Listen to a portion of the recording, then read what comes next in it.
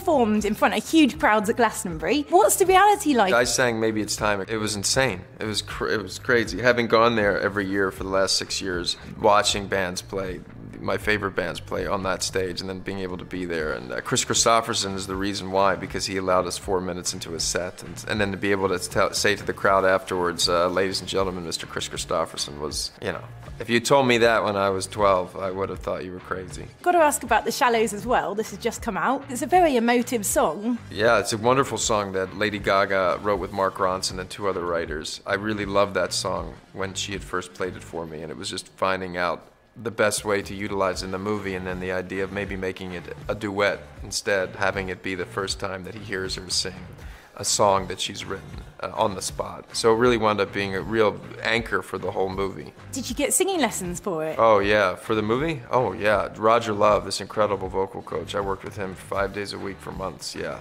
Oh, absolutely. Lady Gaga's obviously an incredible singer. Did she give you any tips? The biggest thing that she offered me musically was encouraging me to follow whatever it is inside of me that would create Jackson, and that musically, and that was having somebody believe in you, like in the movie. I never thought I would be writing and arranging songs, and I think the only reason why I did is because she gave me the courage to do that. Did you do any karaoke together? Never. Any rap battles? Rap battles?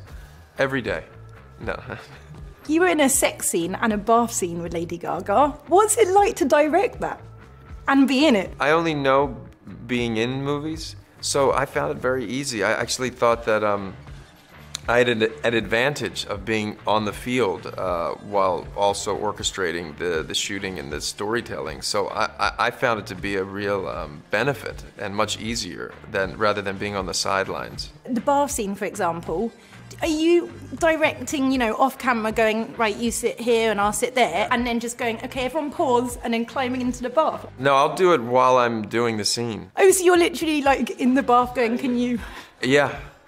Yeah, to the chagrin of the actors, yeah, but I think they got used to it. But the benefit of that is you're also keeping the rhythm, so you don't have to stop. How did you and Lady Gaga bond? Because your chemistry together was just amazing. You know, it's one of those things you can't manufacture. If you try to do it, just takes too much energy.